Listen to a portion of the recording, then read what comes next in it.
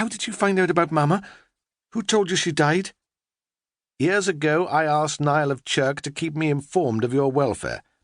His spies reported to him regularly. They informed him of your mother's death, and Niall sent word to me." Drake's silver eyes, so like his father's, shimmered with unrelenting hatred. "Why? You never wanted us?" "'Tis complicated," Basil explained. "My father had already betrothed me to Elise of Leicester, and would not allow me to break the betrothal.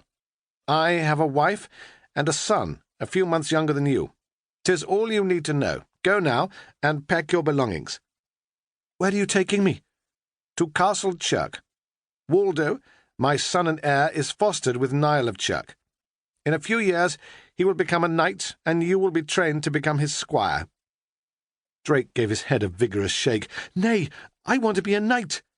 "Bastards do not become knights." "I will be a knight," Drake declared, with the kind of determination rare in a 10-year-old boy. "Retain that tenacity, boy. You're going to need it." Chapter 1. Love Gives a Knight Courage. Castle Chirk, 1343. Raven of Chirk cornered him in an alcove off the Great Hall. She'd asked him to meet her after Vespers to discuss something of great import. 17-year-old Drake No-Name, as he was cruelly dubbed by his half-brother Waldo, was ill-prepared for Raven's startling request. "Kiss me, Drake."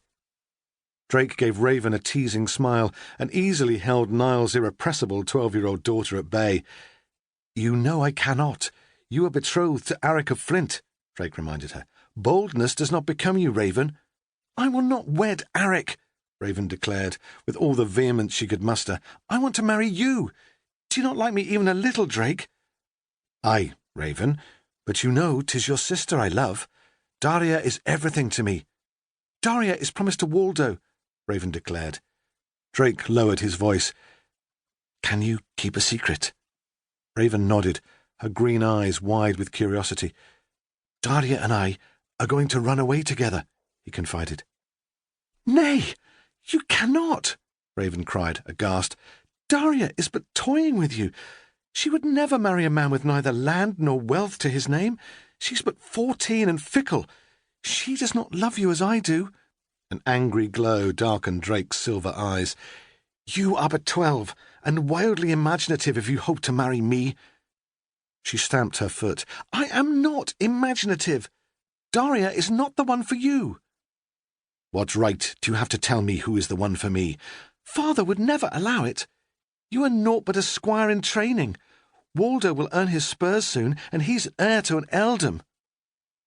"You need not remind me that I am a bastard," Drake said angrily. "Waldo has reminded me of my low birth and position every day since I arrived at Chirk. We may have the same father, but that is all we have in common. At least Daria doesn't see me in that light."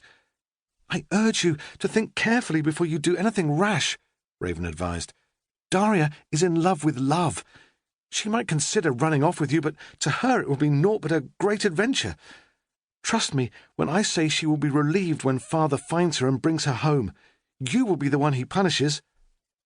At 17, Drake was his own man, had been since he'd arrived at Castle Chirk. He had few friends among the other lads in training to become squires, and those slated for knighthood had no time for Drake No-Name. He was taunted mercilessly by Waldo, Duff of Chirk, Lord Niall's son, and their friends, and had learned at an early age to defend himself against bullies. At the age of 15, Drake had fallen hopelessly in love with Daria of Chirk, and had every reason to believe she returned his affections. "You are wrong about Daria, Raven," Drake replied with asperity. "She loves me. Waldo can find another heiress to wed." Raven sighed unhappily. Drake was the one wrong about Daria. She might let Drake steal kisses, and even encourage him to believe she would elope with him, but she would never, ever marry against her father's wishes. Raven, on the other hand, would defy the devil himself to earn Drake's love. Raven knew her sister well. Drake was a handsome lad. Daria enjoyed Drake's attention, but she would never marry him. She was slated to become a countess one day, and would do naught to damage the betrothal between herself and Waldo. Why could Drake not see that?